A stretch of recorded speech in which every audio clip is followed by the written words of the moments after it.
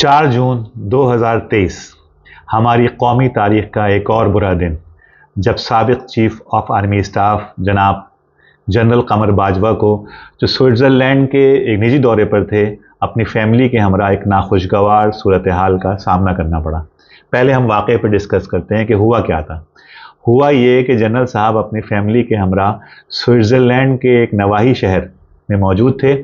उनके बेटे और बहू गाड़ी लेने गए हुए थे और वो अपनी वाइफ के हमरा बहुत रिलैक्स मूड में एक फुटपाथ पे एक चबूतरे टाइप की जगह पे बैठे अपनी बेटे और बहू का इंतज़ार कर रहे थे कि वहाँ से एक अफ़गान शहरी का गुज़र हुआ। उसने जनरल साहब को पहचान लिया। इब्तिदा में चंद जुमलों का तबादला हुआ और उसके बाद उसने उनको बेनुक्स सुनानी शुरू कर दी।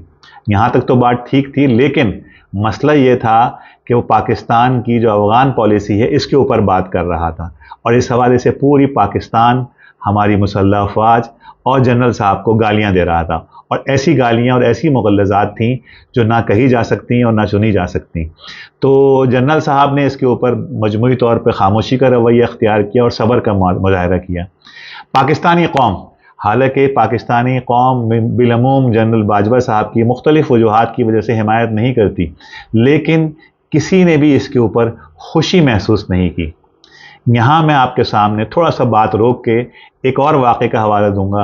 अब से कुछ दिनों पहले की बात है कि एक क्रिकेट मैच के दौरान एक अफ़गान बॉलर ने पाकिस्तानी बैट्समैन आसिफ अली के साथ बदतमीज़ी की। ये वो मौका था कि पूरी पाकिस्तानी कौम, तमाम सियासी और मजहबी जमातें, पूरी पब्लिक ओपिनियन, सारा मीडिया, सारे सियासतदान, राय आम्मा, सब पाकिस्तानी क्रिकेट टीम के साथ खड़ी हो गई और बाद में उस अफ़गान बॉलर को माफ़ी मांगने पड़ी। सवाल ये है कि अभी जनरल बाजवा साहब के साथ जो वाक़या हुआ वो उस वाक़े से कई गुना ज़्यादा इंटेंसिटी रखता था, लेकिन क्या वजह है कि पाकिस्तानी कौम ने उस तरह के रद्द अमल का मुज़ाहरा नहीं किया। ये हमारा आज का मौजू है और हम इसी के ऊपर बात करेंगे। हमारी कौमी तारीख़ तो नहीं है कि हम अपनी गलतियों से सबक सीख सकें, लेकिन बात यह है कि बात दोहराई जाती रहनी चाहिए। हमें डिस्कस करना चाहिए कि हम क्या सबक सीख सकते हैं इस वाक़े से। तो आइए इस वाक़े से निकलने वाले कुछ नताइज पर डिस्कस करते हैं। पहला सबक जो हमें इस वाक़े से मिलता है वो ये है कि बकौल सैयद मौदूदी रहमतुल्लाह अलैह, गलती कभी बांझ नहीं होती, हमेशा अंडे बच्चे देती है। रावलपिंडी साजिश केस से लेकर ऑपरेशन इमरान तक हमारी अशराफिया ने जो भयानक गलतियां की हैं, ऐसा लगता है कि ये गलतियां अब डायनासोर बन चुकी हैं, जिनकी वजह से हमारी सोसाइटी का इकोसिस्टम बर्बाद हो चुका है।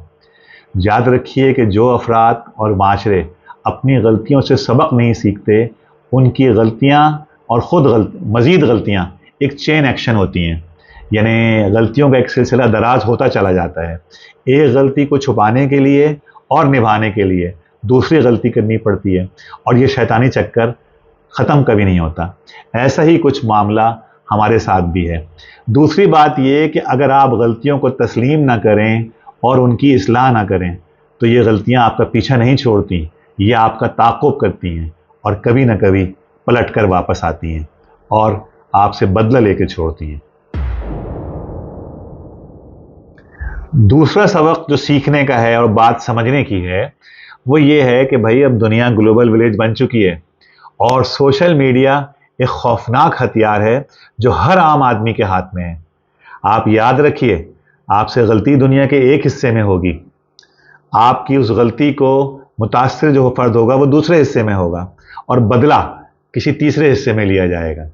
ये सोशल मीडिया जो है, आप कितने ही ताकतवर हों, आप कितने ही फन्ने खान हों, एक बज़ाहिर कम अकल और कॉमन सेंस से महरूम आदमी अपने फटीचर से मोबाइल के ज़रिए कहीं भी आपकी वीडियो बनाकर 2 मिनट में आपकी इज्जत 2 कौड़ी कर सकता है।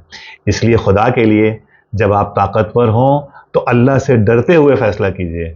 अब वो दिन गए कि आपने किसी को बरहना कर दिया, किसी को कैद में डाल दिया, किसी मुल्क में फ़ौज दाखिल कर दी, कहीं से मुहाजिर ले आए, किसी को कान पकड़ के जलावतन कर दिया, किसी को फांसी पर लटका दिया। अब वो ज़माना नहीं है। अब बहुत जल्दी हिसाब जो है वो चुकता हो जाता है। तो थोड़ा सा अपनी गलतियों को महसूस कीजिए और उनके ऊपर नज़र रखिए। اس معاملے سے جو تیسری بات واضح ہوتی ہے وہ ہے حقیقی پاور اور پوزیشنل پاور کا فرق. اس پورے معاملے سے ہماری سسٹم کی فرسودگی کا اندازہ ہوتا ہے. دیکھیں، اہم ترین منصب پر رہنے والا طاقتور ترین فرد بھی ایک غیر متوقع صورتحال کو ڈھنگ سے ہینڈل نہیں کر پا رہا. آپ کے جوہر تو بھائی پریشر میں ہی کھلتے ہیں. افسوس کی بات یہ ہے کہ ہماری سوسائٹی کا انتہائی ذمہ دار فرد بھی مشکل وقت میں communication, problem solving ability, negotiation ability اور کنفلکٹ مینجمنٹ جیسی بنیادی اسکل سے محروم ہے. اس کا سیدھا سادہ مطلب یہ ہے کہ اسٹیبلشمنٹ میں ہمارے ملک میں اعلیٰ عہدوں پر براجمان لوگ محض اپنے منصب اور پوزیشن کی وجہ سے بڑے نظر آتے ہیں، لیکن جیسے ہی منصب کی چھتری سے محروم ہوتے ہیں شخصیت کا بودا پن واضح ہوتا ہے، اور وہ منصب پر ہوتے ہوئے جن کا فرمایا ہوا مستند ہوا کرتا تھا، منصب سے ہٹتے ہی بالکل عام سے لوگ نظر آتے ہیں. حقیقت یہ ہے کہ یہ معاملہ پرویز مشرف ہوں یا ثاقب نثار، عمران خان ہو یا نواز شریف، سب میں نظر آتا ہے.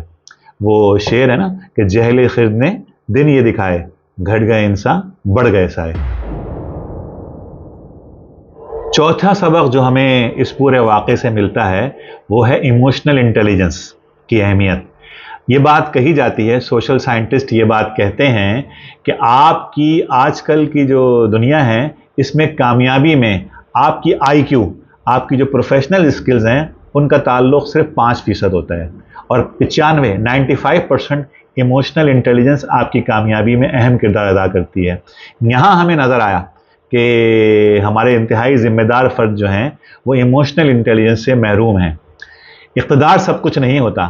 اہم بات یہ ہے کہ آپ نے اچھے وقت میں ایسے دوست کتنے بنائے جو برے وقت میں آپ کے ساتھ کھڑے ہوں. کہتے ہیں کہ دنیا ایک پہیے کی مانند ہے، آج آپ اوپر ہیں کل نیچے ہیں. جب آپ اوپر ہیں تو نیچے والے کا ہاتھ تھام لیں، اس لیے کہ پہیے نے تو گھومنا ہے، اور پہیے نے جب گھومنا ہے تو وہ نیچے والے نے اوپر آنا ہے اور آپ نیچے ہوں گے. ایسے میں جب اس کا ہاتھ آپ کے ہاتھ میں ہوگا تو خود بخود آپ کو سہارا مل جائے گا. لیکن مسئلہ یہ ہے کہ لوگ ہمارے سمجھتے نہیں ہیں. وہ جو شعر ہے نا، وہ ادائے دلبری ہو کہ نوائے عاشقانہ، جو دلوں کو فتح کر لے وہی فاتح زمانہ. پانچواں سبق جو ہمیں اس واقعے سے ملتا ہے وہ ہے as you sow shall you reap. جو بوگے وہی کاٹو گے. مکافات عمل. کہتے ہیں کہ مکافات عمل کی چکی چلتی بہت آہستہ ہے لیکن پیستی بہت باریک ہے. یہ سب کچھ ہم نے چند دنوں میں اپنی آنکھوں سے ہوتے ہوئے دیکھا ہے. یہ بات یاد رکھیے کہ جب آپ کے ہاتھ میں طاقت ہوتی ہے آپ فیصلے کرنے میں خود مختار ہوتے ہیں. اس وقت آپ جو چاہیں کریں، آپ لوگوں کو برہنہ کریں، آپ لوگوں کو قید میں ڈال لیں، آپ ناجائز مقدمات بنائیں، آپ سازشیں کریں، آپ ایک کو آگے بڑھائیں دوسرے کو پیچھے ہٹائیں. لیکن جب آپ کے اوپر برا وقت آئے گا تو یہ سب لوگ آپ کا ساتھ نہیں دیں گے بلکہ تماشبین بن کر دیکھیں گے. اور طاقتور حلقوں کو یہ بات سمجھ لینی چاہیے کہ بقول نذیر اکبر آبادی سب ٹھاٹ پڑا رہ جائے گا جب لات چلے گا بنجارا. چھٹا پہلو جو اس واقعے کا ہے وہ ہے غیرت. اقبال کا شعر ہے، غیرت ہے بڑی چیز جہانے تگ و دو میں، پہناتی ہے درویش کو تاج سر دارا. بہت بڑی تعداد میں لوگوں کی رائے یہ ہے کہ عزت اور بے عزتی تو اللہ کے ہاتھ میں ہے، لیکن جنرل صاحب کو اس غلیظ آدمی کی بکواس پر نتائج سے بے پرواہ ہو کر بھڑ جانا چاہیے تھا. شاید اس سے کچھ مسائل ضرور کھڑے ہوتے لیکن عزت رہ جاتی.